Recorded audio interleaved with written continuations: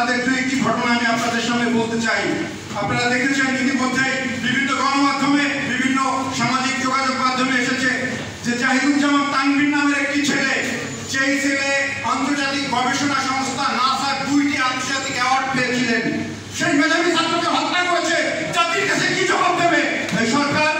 কি জবাব দেবে আজকে এই বিশ্ববিদ্যালয়? কি জবাব দেবো আমরা?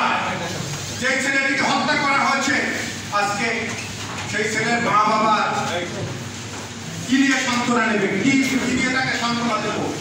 আজকে যে সন্তানটি সেই মফস্বলে রংপুরে বসে বিশ্ববিদ্যালয়ে লেখাপড়া করতো আর টিউশনি করে তার বাবা মায়ের সংসার চালাবার খরচ দিত, তাকে হত্যা করা হয়েছে।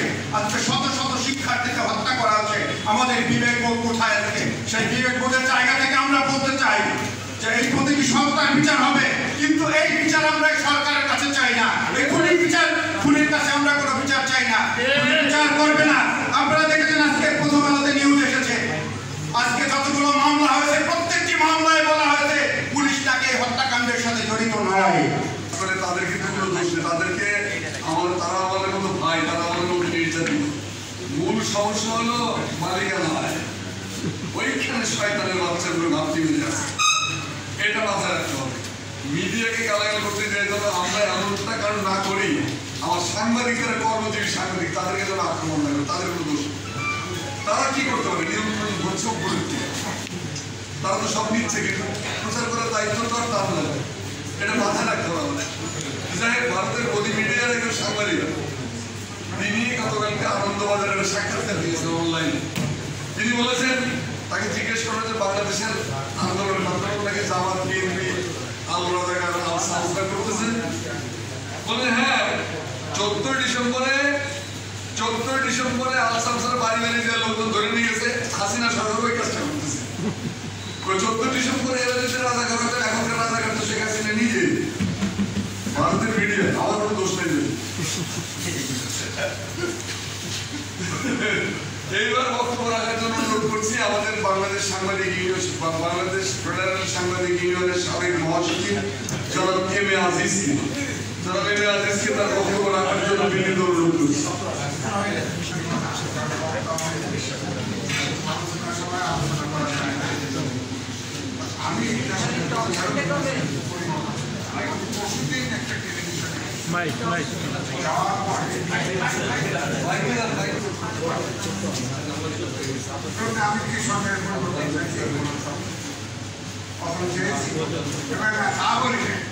এই যে সবকিছু নামানো হয়েছে, সেনাবাহিনী অনেক লোক মারা গেছে, সবকিছু গেছে, এখন হাতে আমাদের নেত্রী যখন রোমান ধরা চোখের কাছে নেয় তখন চোখের পায়।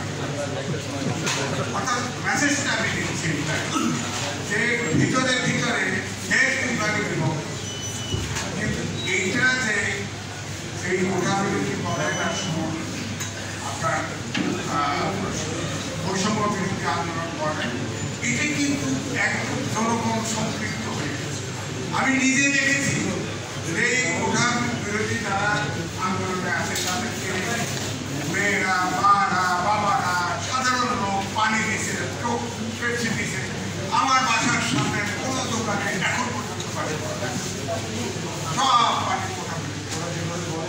সুতরাং আমি মুক্তিযুদ্ধ দেখেছি, 69 সালের গণ আন্দোলন দেখেছি, স্বাধীনতা যুদ্ধ দেখেছি, কিন্তু এরকম ভাবে জনতার ঢল এবং স্বতঃস্ফূর্ত ভাবে এরকম ভাবে সহযোগিতা করতে আমি করতে পারত। এই সরকার ক্ষমতায় থাকলে এই দেশের সাংবাদিকতার স্বাধীনতা থাকবে না, সংবাদপত্রের নিরাপত্তা থাকবে না, সাংবাদিকদের চাকরি এবং জীবনের নিরাপত্তা থাকবে না। আমরাও কিন্তু 4 জন সদস্যকে হারিয়েছি, সবাইকে ভয় কেটে গেছে। 3:30 সূর্যোদয়ের দিকে আমরা এগোচ্ছি ইনশাআল্লাহ। আমি এখন একটু আমরা ক্লোজে চলে আসছি, কয়েকজন মুরব্বী বক্তব্য হয়ে গেলে সেটা একটা গান শুনে না, বিপ্লবী গান, সংগ্রামের গান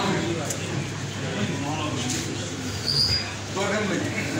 গান গাইতে কি তোমাদের আব্দুল্লাহ